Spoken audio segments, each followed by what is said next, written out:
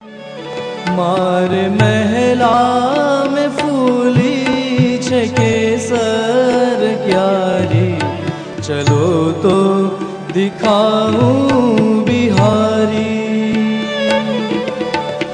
अति सुंदर बहुत अमोलक, अति सुंदर बहुत अमोलक, रंग रंगीली छे बारी, चलो तो दिखाऊं बिहारी। मारे महला में फूली छे केसर कारी, चलो तो दिखाऊं बिहारी।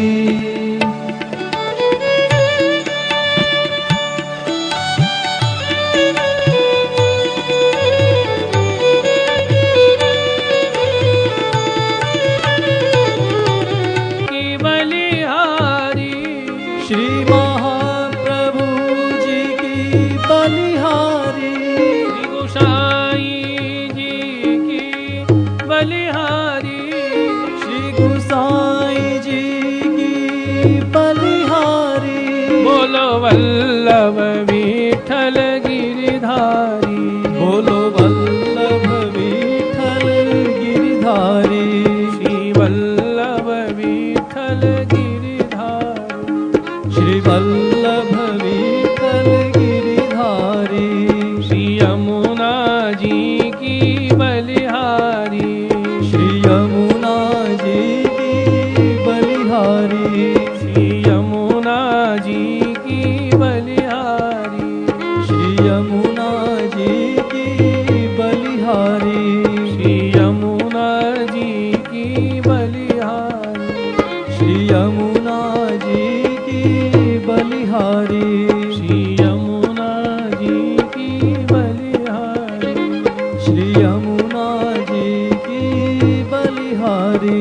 बलिहारी जाऊं श्री यमुना जी की शरण, बलिहारी जाऊं श्री यमुना जी की शरण, बलिहारी जाऊं श्री यमुना जी की शरण, बलिहारी जाऊं श्री यमुना जी के शरण।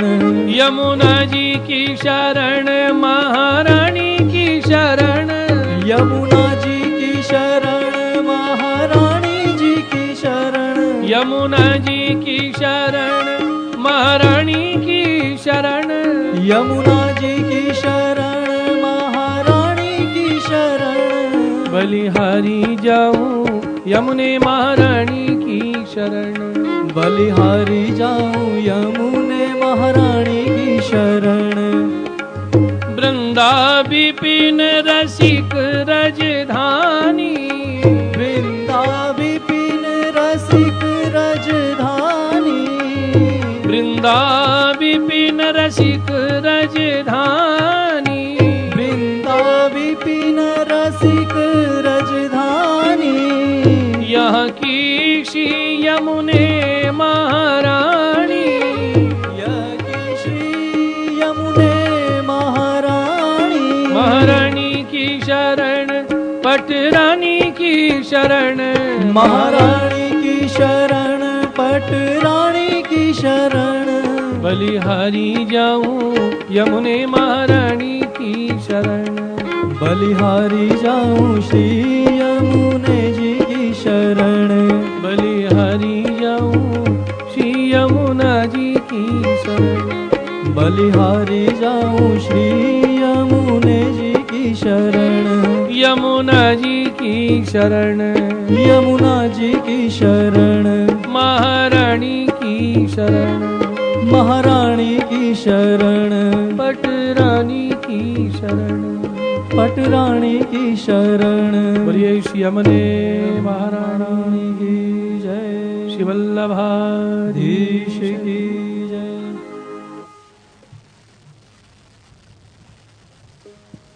प्राणप्रेष्ठ श्री नटवर प्रभु श्री श्यामलाल प्रभु की कृपा से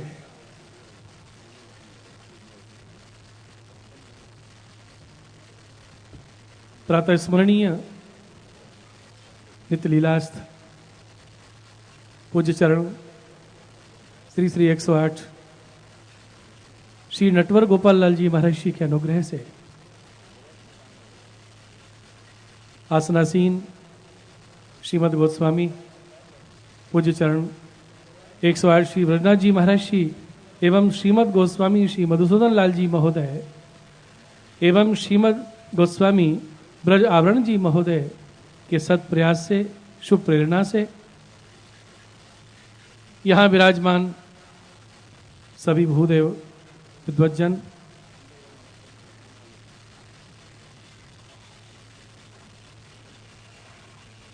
आज श्री वल्लभ विठ्ठल संस्था के 1 वर्ष पूर्ण होने पर द्वितीय वर्ष के मंगल प्रवेश के शुभ अवसर पर अष्टोत्तर शत श्रीमद् भागवत सप्ताह का शुभ आयोजन प्रारंभ हो रहा है।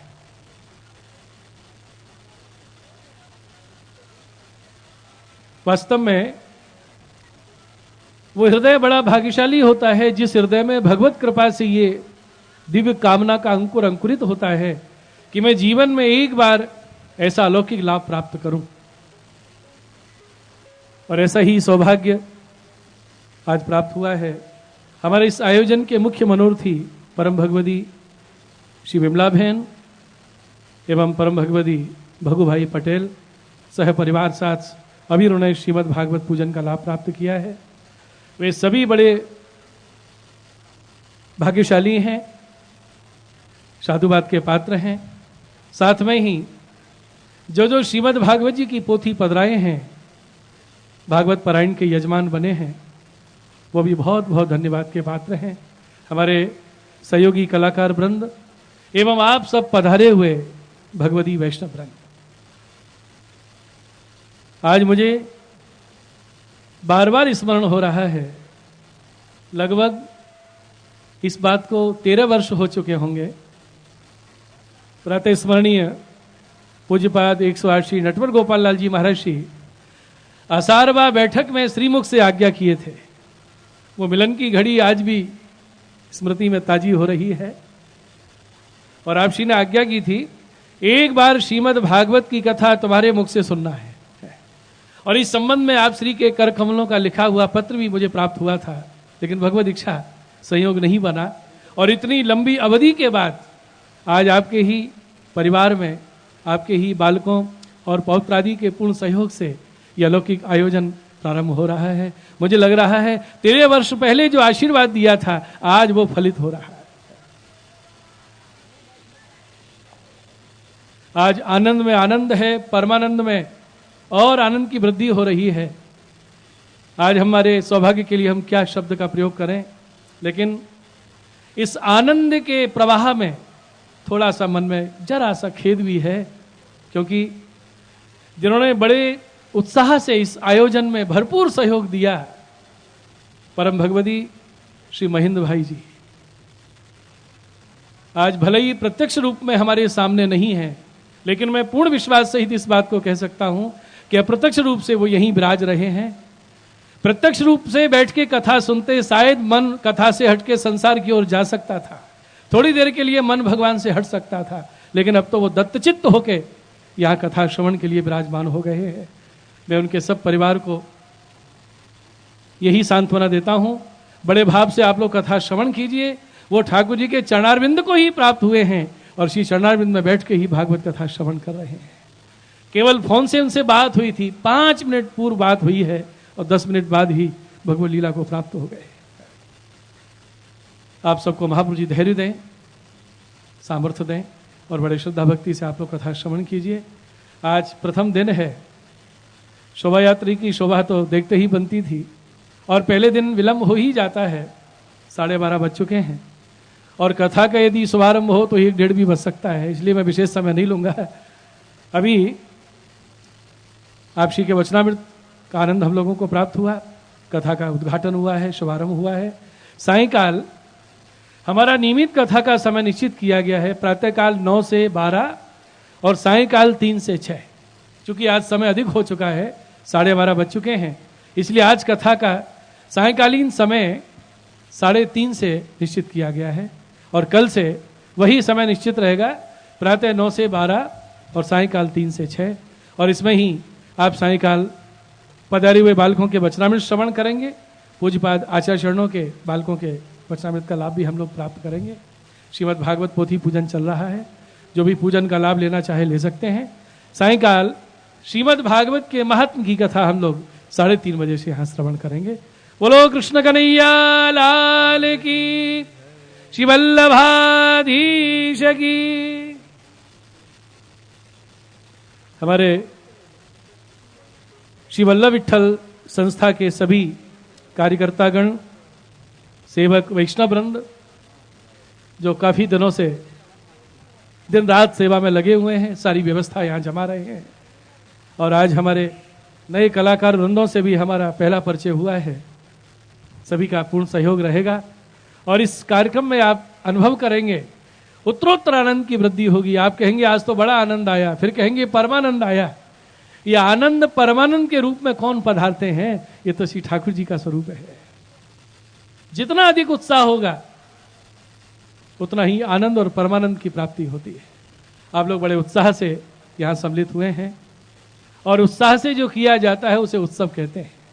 श्रीमद् भागवत कथा श्रवण से बढ़ के कौन सा उत्सव हो सकता है? इसमें समस्त भगवत लीला विराजमान है, स्वयं भगवान विराजमान है। भागवत और कृष्ण एक स्वरूप है। ऐसा चिन्मय श्रीमद् भागवत भगवान का वांग्मय स्वरूप, जिनका एक एक अक्षर भगवान की रोमावली है, जिसके 12 स्कंद भगवान के 12 अंग हैं। ऐसे श्रीमद् भागवत के दर्शन से, पूजन से साक्षात भगवान के पूजन और दर्शन का लाभ प्राप्त होता है। श्रीमद् भागवत जी हमारे बीच विराज रहे हैं, उनको नमन करें, दंडवत करें, पूजन का लाभ लें। पूजन में व्यवस्था बनानी चाहिए, हम लोग ऐसे आवें, ऐसे उतर जाएं, किसी प्रकार का विक्षेप ना हो। और यही कथा का आज विराम है। सायंकाल 3:30 से महात्मा कथा श्रवण के लिए आप लोग पधारेंगे। बोलो वल्लभाधीश की, श्रीमद् भागवत भगवान की, श्री यमुने महारानी की, वल्लभ कुल परिवार की। सच्चिदानंद रूपाय विश्वोत्पत्त्यादि हेतवे तापत्रय विनाशाय श्री कृष्णाय वयं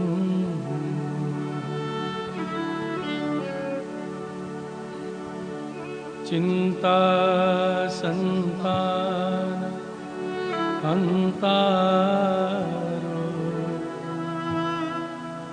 यत्पादाम्बुजरे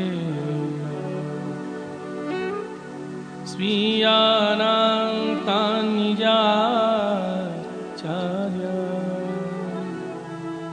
प्रणमामि मुहुः।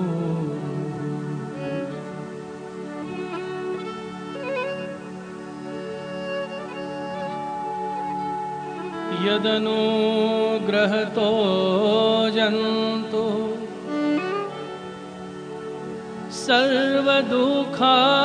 सर्वदुःखातिगो भवे तमहं सर्वदा वन्दे श्रीमद्वल्लभ।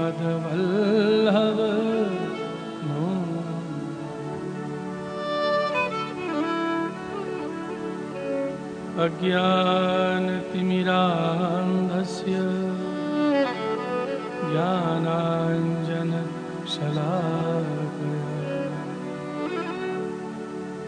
चक्षुरुन्मीलितं येन तस्मै श्रीगुरवे नमः।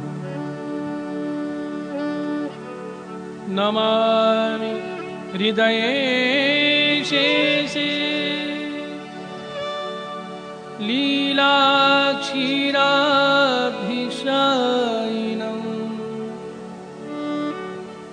लक्ष्मी सहस्रलीला सेव्यमानं कला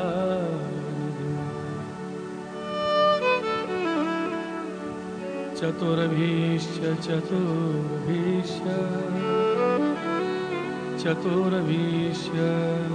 त्रिभिस्तथा षड्भिर्विराजते योऽसौ पंचधा हृदये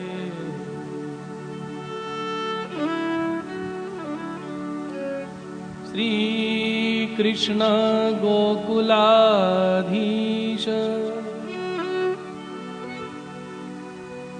नंद गोपतनोद्भव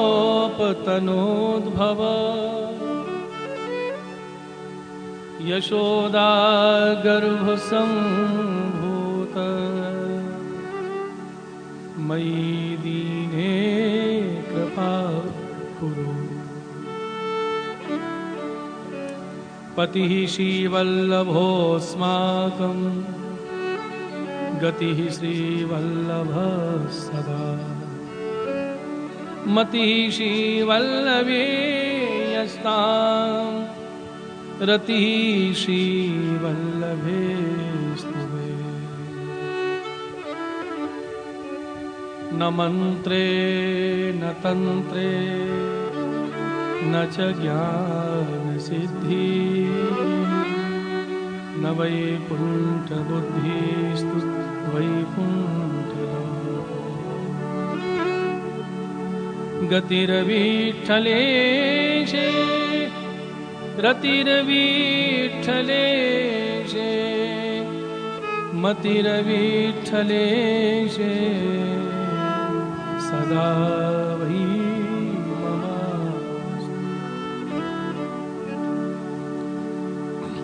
यं प्रव्रजन्तमनुपेतमपेतकृत्यं वैपायनो विरहकातरया पुत्रेति तन्मयतया तरवोदिने तं सर्वभूतहृदयं मुनिमा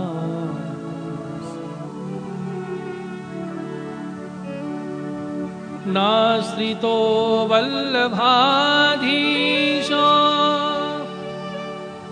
न च दृष्टा सुबोधिनी न राधिका नाथो वृथा तज्जन्म भूतले।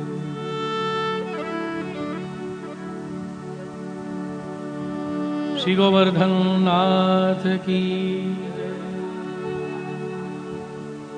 श्री यमुने महारानी की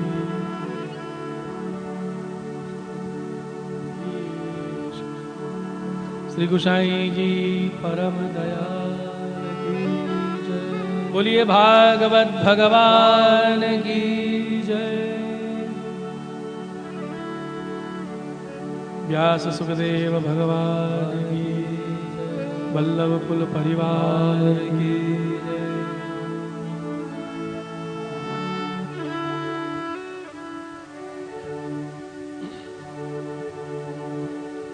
चरण कमल बंदो हरि राई चरण कमल बंदो हरि राई चरण कमल बंदो हरि राई चरण कमल बंदो हरि राई चरण कमल बंदो हरि राई चरण कमल बंदो हरि राई चरण कमल बंदो हरि राई।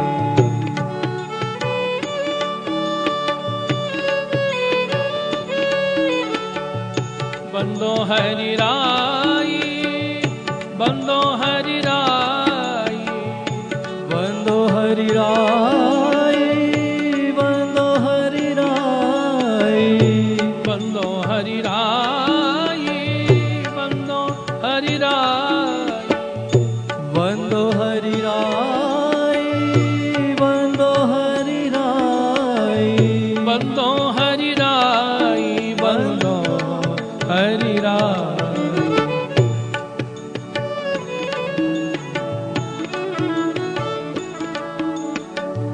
चरण कमल बंदो हरि राय, चरण कमल बंदो हरि राय, चरण कमल बंदो।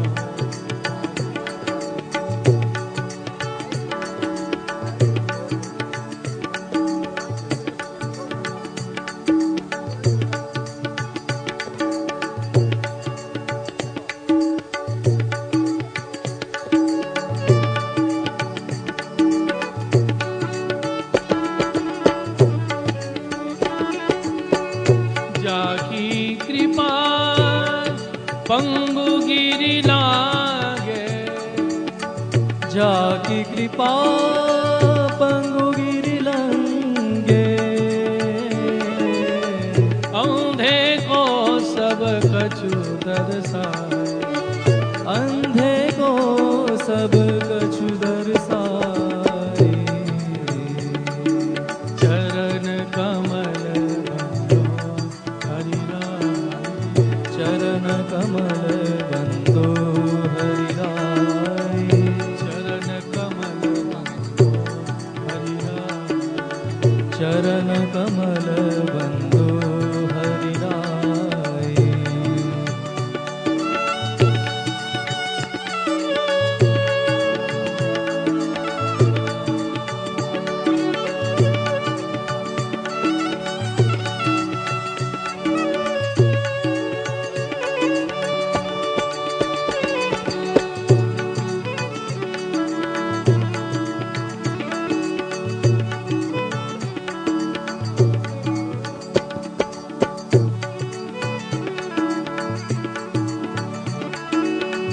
बहिरो सुने मूक पुनि बोले, बहरो सुने मूक पुनि बोले, बहिरो सुने मूक पुनि बोले, बहरो सुने मूक पुन बोले, रंक चले सिर छत्र धरा, रंग चले शिर छत्र धरा, चरण कमल बंदो हरि राय, चरण कमल बंदो हरि राय, चरण कमल बंदो हरि राय। चरण कमल बंदो हरि राय।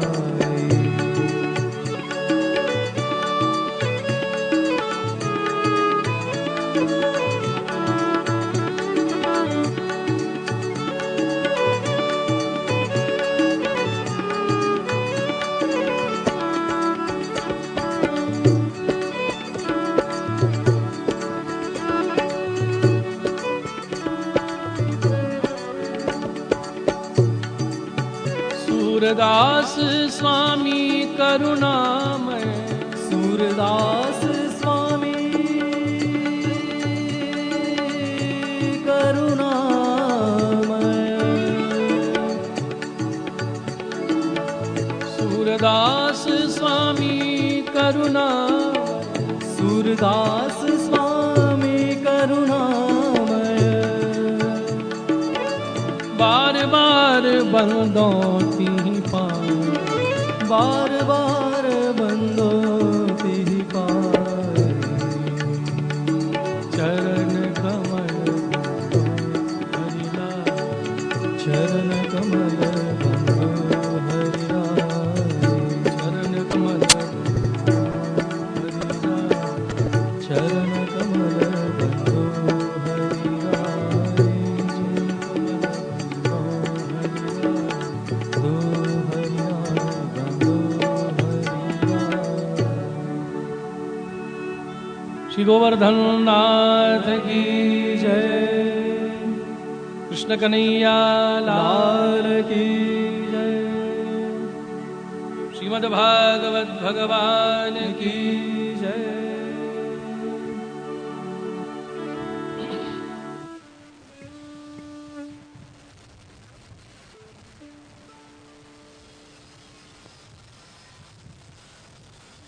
आनंद कंद कृपा सिंधु पुष्टि पुरुषोत्तम भगवान श्याम सुंदर के अनुग्रह से आज अहमदाबाद में 2 वर्ष बाद पुनः अपनी वाणी पवित्र करने का सौभाग्य प्राप्त हुआ है।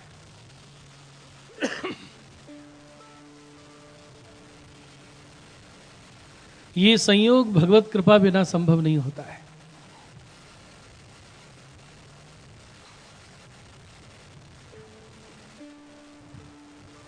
अष्टोत्तर शत श्रीमद् भागवत सप्ताह पारायण इस त्रिवेणी संगम में हरि गुरु वैष्णव तीनों का समागम होता है।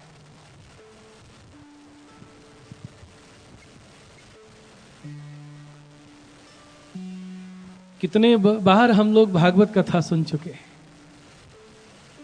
और फिर लालायित हैं। इसमें वो रस है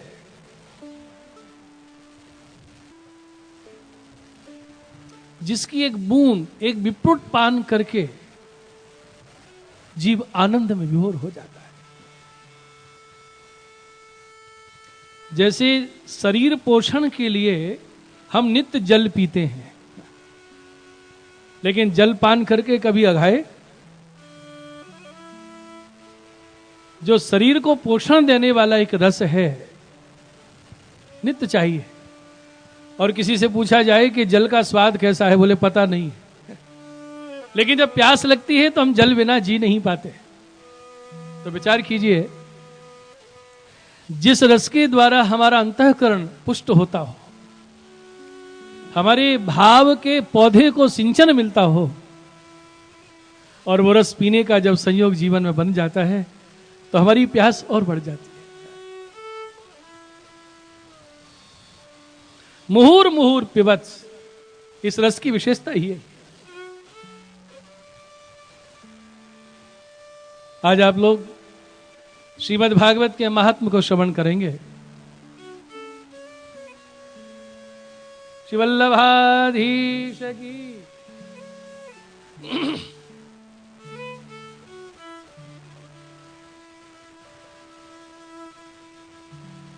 ये महात्म्य कथा पद्म पुराण के उत्तरखंड में 6 अध्यायों में कही गई है।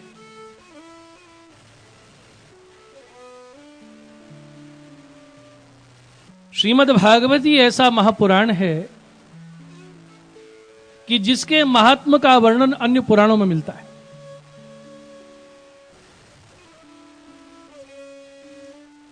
स्वयं भगवान ब्रह्मा जी से श्रीमद् भागवत का महत्व वर्णन करते हैं।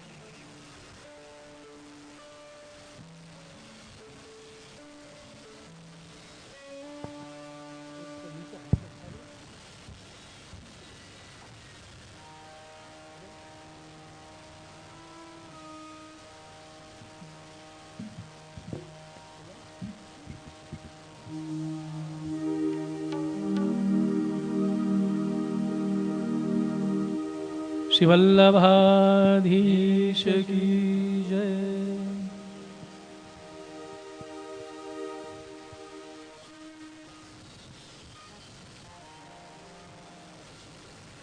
कृष्ण कन्हैया लाल की जय। देखिए, भगवान का अवतार होता है। अवतार माने अवतरण, लीला प्रकट होती है और फिर आरोहण। लेकिन भगवान श्री कृष्ण जब प्रकट हुए भगवान उद्धव जी से आज्ञा करते हैं, उद्धव जी मैं अवतार लेकर जब तिरोधान लीला करता हूँ, क्षीर सिंधु अपने धाम आदि में पधारता हूँ, लेकिन अब मैं किसी समुद्र में या क्षीर सिंधु में या किसी लोक में नहीं जाऊंगा। भगवान ने कहा तिरोधाय प्रविष्टोऽयं, मैं तिरोधान लीला करूंगा किसी क्षीर सागर में, वैकुंठ में अथवा अन्य लोक में, धाम में नहीं जाऊंगा। कहां प्रविष्ट हो जाऊंगा? श्रीमद् भागवतार्णवम,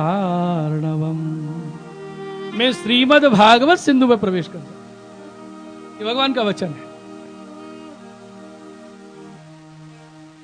ये भागवत जो रस का सिंधु है, इसमें ही रसोवही सह प्रभु विराज रहे।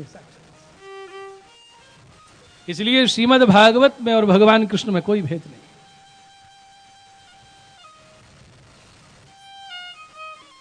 श्रीमद् भागवताख्योऽयं प्रत्यक्षः कृष्ण एव हि। ये प्रत्यक्ष श्री कृष्ण है साक्षात।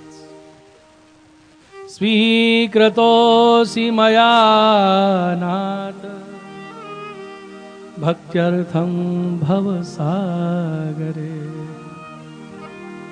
तेने वाङ्मयी मूर्तिः प्रत्यक्ष वर्तते।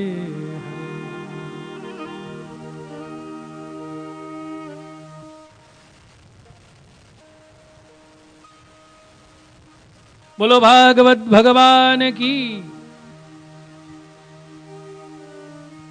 श्रीमद् भागवत के महात्म्य का क्या वर्णन किया जा सकता है। स्वयं भगवान श्रीमुख से ब्रह्मा जी के सामने भागवत का महात्म्य सुनाते हैं।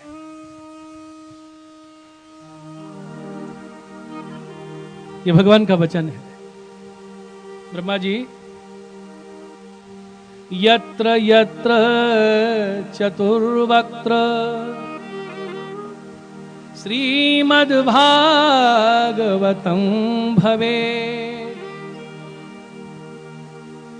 यत्र यत्र चतुर्वक्त्र, हे चतुर्वक्त्र, हे चतुर्मुख ब्रह्मा जी, जहां जहां भागवत कथा होती है, श्रीमद्भागवतं भवे, जहां भी भागवत कथा होती है, भगवान ने कहा ब्रह्मा जी मैं वहां जाता हूं। कैसे? गच्छामि तत्र तत्राहं, वहां वहां मैं जाता हूं। ब्रह्मा जी ने पूछा कैसे जाते हो? कि जब मेरे रसिक श्रोता अपने घर से निकलकर कथा स्थल की ओर चलते हैं ना, तो मैं उनके पीछे पीछे चलता हूं।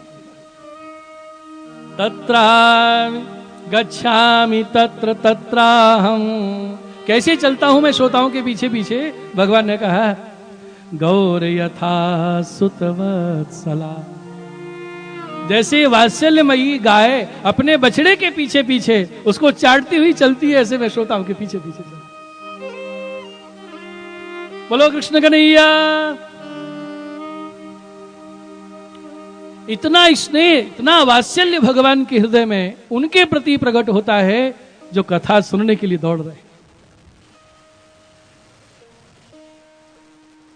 पुष्टि प्रभु भक्तों को भक्ति रस में प्लावित करने के लिए, भगवत भाव भावित करने के लिए, उनको पूर्ण भगवदीता प्रदान करने के लिए सदा तत्पर खड़े हैं। भगवान की ओर से देर नहीं है, देर हमारी ओर से।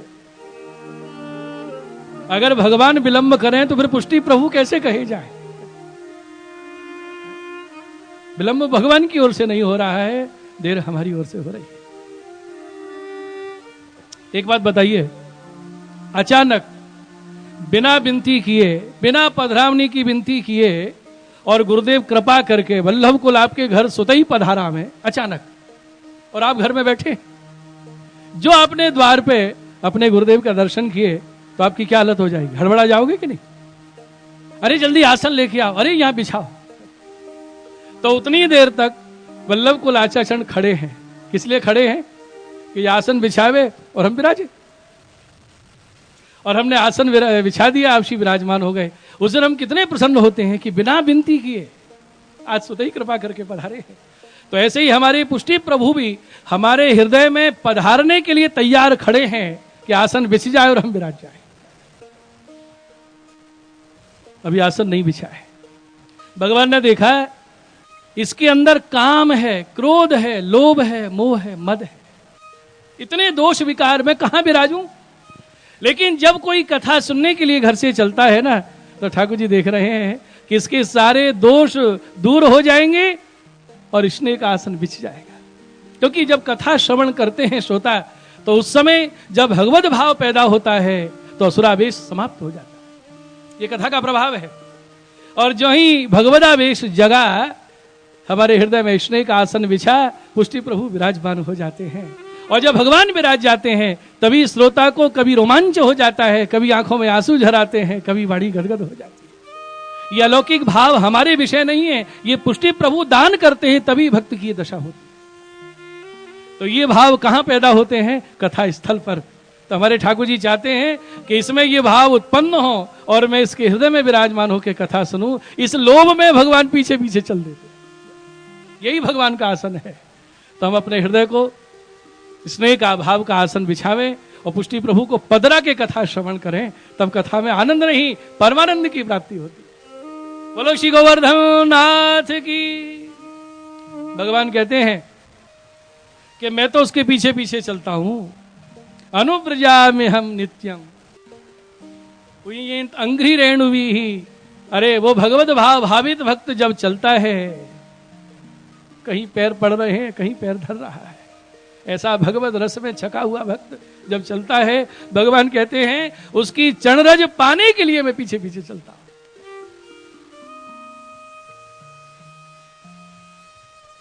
सर्व समर्थ अनंत ब्रह्मांड अधिपति भगवान कभी नहीं हारते, भगवान कभी पराजित नहीं होते, भगवान किसी के बस में नहीं होते, भगवान किसी के बंधन में नहीं बंधते। लेकिन एक कमजोरी है पुष्टि प्रभु की, क्या? कि भक्त का स्नेह, भक्त का भाव सब कुछ करवा लेता है। इस भाव के अधीन होके भगवान हार जाते हैं।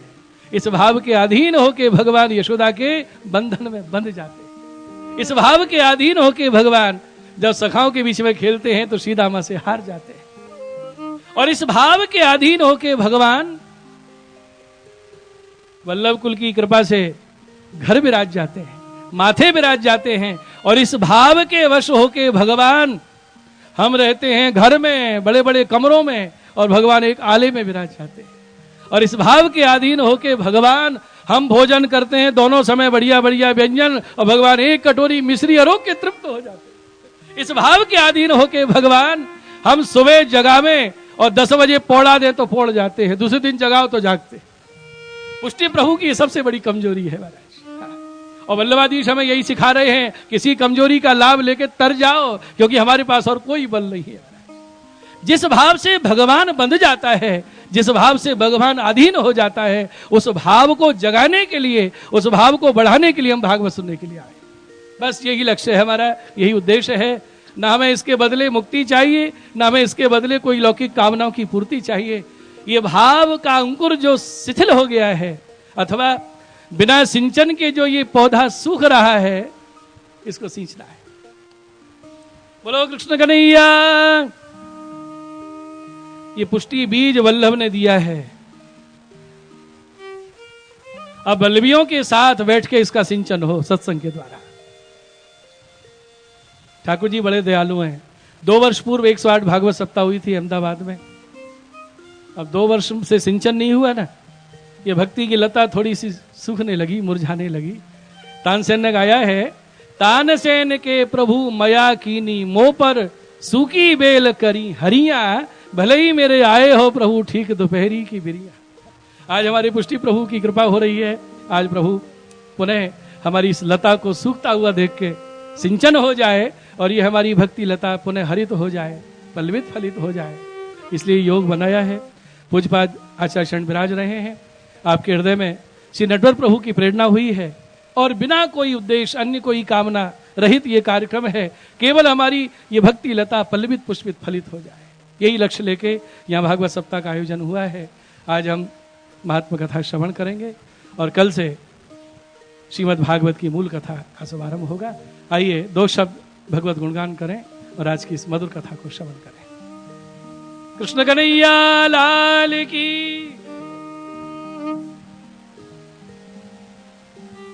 कृष्ण गोविंद गोविंद गोपाल कृष्ण।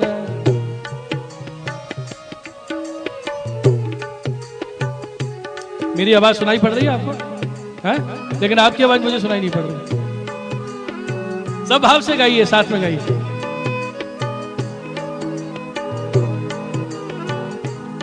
कृष्ण गोविंद गोविंद गोपाला कृष्ण गोविंद गोविंद गोपाला कृष्ण गोविंद गोविंद गोपाला कृष्ण गोविंद गोविंद गोपाला मेरो मुरली मनोहर नंद लाला मेरो मुरली मनोहर नंद लाला प्यारो मुरली मनोहर नंद लाला मेरो मुरली मनोहर नंद लाला प्यारो मुरली मनोहर नंद लाला प्यारो मुरली मनोहर नंद लाला कृष्ण गोविंद गोविंद गोपाला कृष्ण गोविंद गोविंद गोपाला कृष्ण गोविंद गोविंद गोपाला कृष्ण गोविंद गोविंद गोपाला भज मुरली मनोहर नंद लाला भज मुरली मनोहर नंद लाला मेरो मुरली मनोहर नंद लाला मेरो मुरली मनोहर नंद लाला कृष्ण गोविंद गोविंद गोपाला कृष्ण गोविंद गोविंद गोपाला कृष्ण गोविंद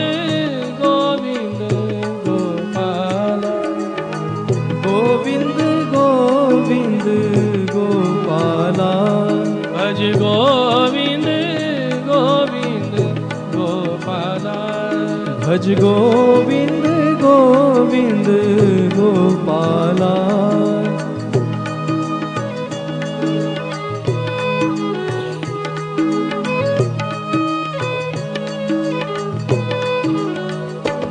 श्री यशोदा नंदन नंद किशोर श्री यशोदानंदन नंद किशोर यशोदा नंदन नंद किशोर यशोदानंदन नंद किशोर प्यारो श्री मुरलीधर माखन चोर प्यारो श्री मुरलीधर माखन चोर मेरो श्री मुरलीधर माखन चोर मेरो श्री मुरलीधर माखन चोर कृष्ण गोविंद गोविंद गोपाला कृष्ण गोविंद गोविंद गोपाला कृष्ण गोविंद गोविंद गोपाल कृष्ण गोविंद गोविंद गोपाला भज मुरली मनोहर नंद लाला भज मुरली मनोहर नंद लाला नंद लाला नंद लाला गोपाला गोपाला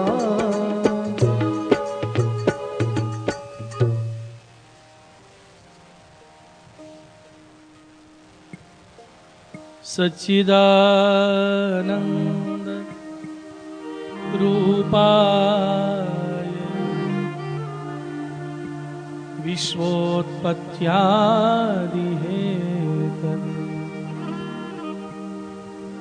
तापत्रय विनाशाय श्रीकृष्णाय वयम्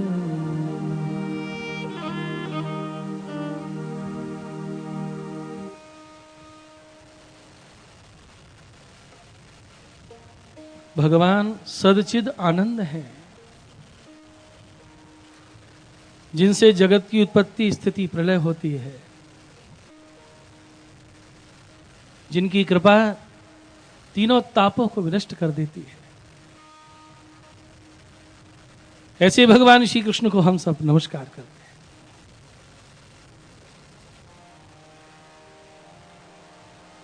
यं प्रव्रजन्तमनुपेतमपेत कृत्यं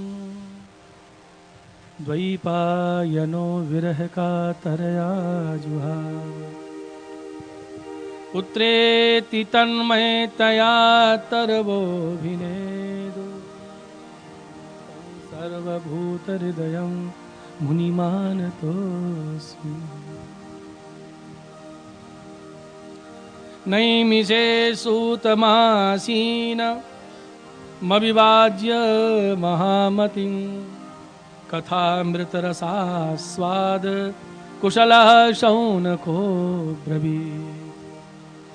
शौनकुवाच अज्ञानध्वान्तविध्वंस कोटिसूर्यसमप्रभ सूताख्या हि कथासारं मम कर्णरसायनम्। समस्त पुराणों के रचयिता महर्षि व्यास हैं, लेकिन पुराणों की कथा सुनाने वाले वक्ता सूत जी हैं। नैमिषारण्य में सूत जी महाराज सौनक ऋषियों को पुराणों की कथा सुनाते हैं।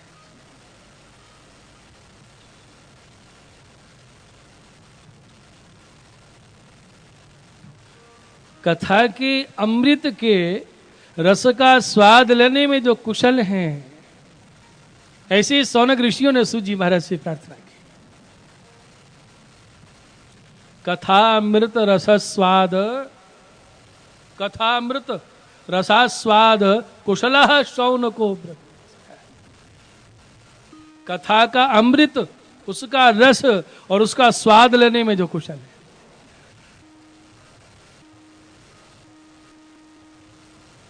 ऐसे हैं सौनक ऋषि।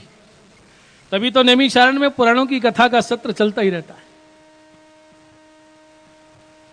कुशलः, कुशल किसे कहते हैं? संस्कृत भाषा में प्रत्येक शब्द सार्थक होता है, ऐसे ही शब्द नहीं गढ़ लिए जाते। कुशल किसे कहते हैं?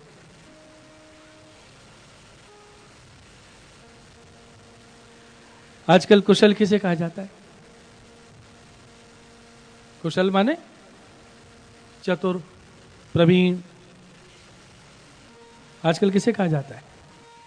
अपना काम बना ले, दूसरे को अंगूठा दिखा दे, बोले बहुत होशियार है, बहुत चतुर। कलयुग में ऐसे ही होता है।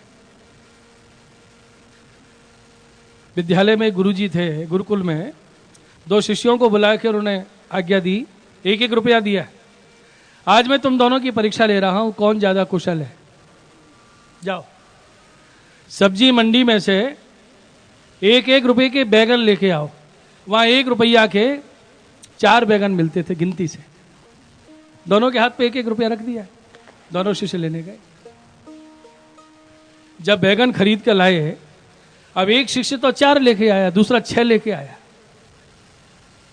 तो गुरुजी ने कहा, ये 1 रुपए के 4 लाया, तू 6 कैसे लाया? वहां तो गिनती से वस्तु मिलती है। तो उसने क्या कहा, गुरुजी यही तो मेरी कुशलता है। अरे 6 कैसे ले आया? सुना गुरुजी, 4 बैगन 1 रुपए के इसको दिए, 4 बैगन 1 रुपए के मुझे दिए। गुरुजी ने कहा, तेरे पास तो 6 है। सुना तो गुरुजी, 4 बैगन लेके जब मैं चला तो 1 बैगन उसकी डलिया में से उठा के भागा। कितने हो गए? गुरुजी ने कहा 5, पर तेरे पास तो 6 है। सुना गुरुजी, जब 5 बैगन लेके भागा तो उसने कहा, ये चोरी करता है, बैगन लेके जा रहा है। मैंने उसकी नहीं सुनी गुरुजी, मैं तो भागता गया। अब उसको आया गुस्सा, 1 बैगन फेंक के यूं मारा मुझे। कितने हो गए? 6। गुरुजी मैं 6 लेके आया हूं। गुरुजी ने कहा बहुत नाम कमाएगा। तो ऐसी चतुराई, छल कपट भरी कुशलता संसार के काम आ सकती है, लेकिन अलौकिक में, अध्यात्म में वो हार जाता है। यहां कुशल कौन है? हमारे इष्ट छाप परमानंद दास जी कहते हैं, कहा भयो विप्र कुल जन्म्यो जो हरि सेवा नाही। कहा भयो विप्र कुल जन्म्यो जो हरि सेवा नाही, सोई कुशल दास परमानंद जो हरि सन्मुख जाए। अपनी थोड़ी सी जीवन की दिनचर्या में जो हाथ पवित्र कर लेते हैं, सेवा में ठाकुर जी के सन्मुख हो जाते हैं, लौकिक वैदिक भी निभा लेते हैं और भगवत भजन सेवा के लिए समय निकाल लेते हैं, वही कुशल हैं, वही चतुर। सोई कुशल दास परमानंद जो हरि सन्मुख जाई। कितने भी व्यस्तता हो, परिवार में कितना भी समय प्रतिकूल हो, लेकिन सन्मुख नित्य होते हैं, ठाकुर जी से विमुख नहीं होते, वही कुशल है। कुशल, कुशल शब्द कैसे बना? कुशान लाति ग्रहणाती कुशला। कुशा दर्भ होती है ना, डाव कहते हैं जिसको, जो ग्रहण के समय रखी जाती है। गुरुकुल में गुरुजी ने शिष्यों से कहा, दर्भ लेके आओ, कुशा लेके आओ। वो जंगल से तोड़ के लाए। कोई थोड़ी कुशा लाया, कोई ज्यादा लाया, किसी ने इतना बड़ा गट्ठर धर दिया है। तो गुरुजी ने कहा, कौन कितनी कुशा लेके आया मैं ये नहीं देख रहा हूं, अपनी अपनी हथेली खोल के दिखाओ। सबने हाथ फैला दिए। कुशा को यदि ऐसे हाथ से खींच के तोड़ा जाए तो बहुत पैनी होती है, हाथ में लकीर खिंच जाती है, रक्त निकल आता है। गुरुजी सबकी हथेली देख रहे हैं, किसी के लकीर खिंची है, किसी के रक्त निकल रहा है।